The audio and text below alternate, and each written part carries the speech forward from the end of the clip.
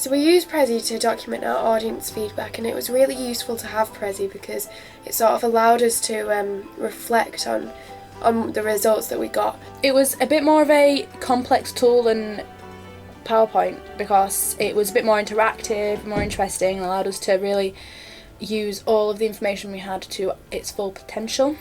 We had difficulty embedding it onto WordPress, but WordPress we'd used in the past year, so we sort of knew how to navigate around it this year. So we kind of found sort of loopholes and ways to embed it on WordPress. Yeah, the HTML wasn't working for Prezi, so we had to figure out how to use that.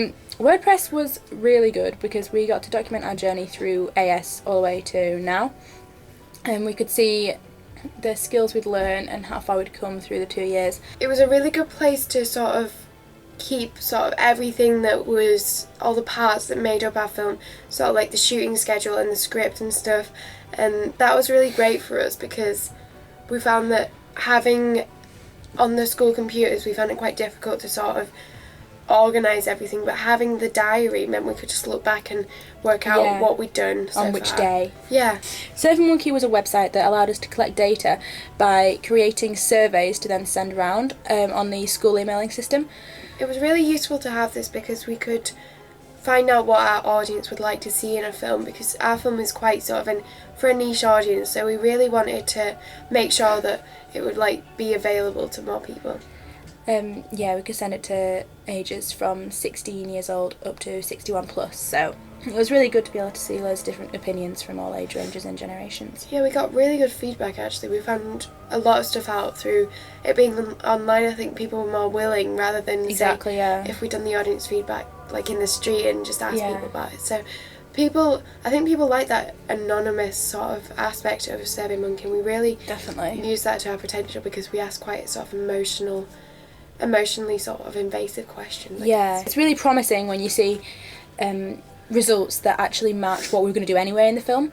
We use Word in the planning stage particularly because this was right at the beginning of our film when we were sort of brainstorming ideas, and we found that it was really useful just to sort of have a really quick place to just be able to document it, and we also used that to write our screenplay. And we found that the formatting on Word was the most sort of coherent, so we really enjoyed using Word for that because it was a really good way to organise. It was just really good to have a programme that we could just jot down any immediate thoughts that came to our head that we could just save and look back on when we were stuck for what to film next, or we just wanted some inspiration. Photoshop was one of the most complex programs we had to use. We used it for our poster design, and we had to do a few prototypes before going on to photographing and doing the graphics for it. So we used Photoshop for our poster and our magazine, and it was quite interesting because we first planned to use Microsoft Word for our magazine. We found that the formatting and things on Photoshop sort of allowed us more. They're just a lot more complex, and it's just Word's quite restricting in what we wanted to achieve, and Photoshop really lets us branch out, and we could just create something that was a lot more. It was exactly our vision. It was a lot easier to create something we wanted to on Photoshop. So we used After Effects only for our credits. We had already learnt to use it last year at AS with our title sequences. So we used it quite a lot in AS, so we were pretty familiar with it this year. It was really simple because we only used it for the credits, and the credits were a rolling sequence. So it wasn't as big a part of our film as it was last year, but it was really useful to have the skills that we'd acquired last year when we were making the credit sequence. Premiere Pro was by far the program we used the most throughout the entire course, AS and A2. It was really good to come back to it this year, as we'd gained a lot of skills during AS that we could then utilise, develop and continue to use throughout the entire course. Premiere Pro sort of really allowed us to sort of explore the stop motion aspect of our film. We found that it was really simple to create the pixelation. We just we made we cut out each frame to be 3 and a 2 and cut out the 2 frames. And this meant that we really had a lot of freedom with our film, as Premiere Pro was, described it yesterday as a really big program. Yeah. There's so much you can do with it. Like, we are still learning now while filming our evaluation and Yeah. editing it. Like, you just never stop learning with it, which is really interesting. And it's a really, despite it being so sort of broad, such a broad program Yeah. with so much information, it's really become very simple to use after all this time using it. It was quite overwhelming seeing it for the first time. Yeah. Like, I remember coming onto the course and thinking I could never ever learn how to use it, but now after 2 years it's just like, it's just such a good program to work on.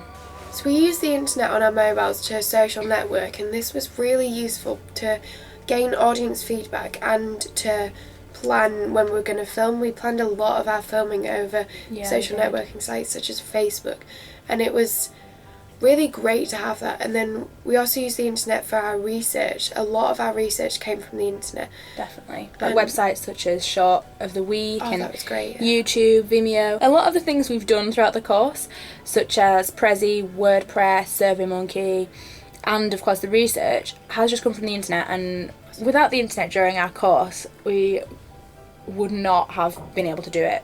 It's such a massive part of our film. Yeah, and it was we also use sites like Tumblr for inspiration for Definitely. our magazine and our magazine spread, as well as our poster.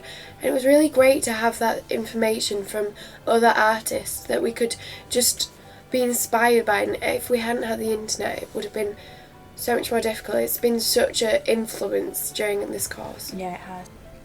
A important thing that we've used on the internet as well is Facebook, and by putting our film up on our Facebook profiles, we were able to see people who aren't on our course, their opinions and their responses to our film, and it was really incredible to see a fresh feedback. It was really useful to see feedback that we hadn't had before from people who aren't media students, so aren't taking into account sort of camera match shots and like it was really great because we got to see exactly like what people thought of our film. It was nice to see that they enjoyed it as much as we enjoyed making it. Yeah.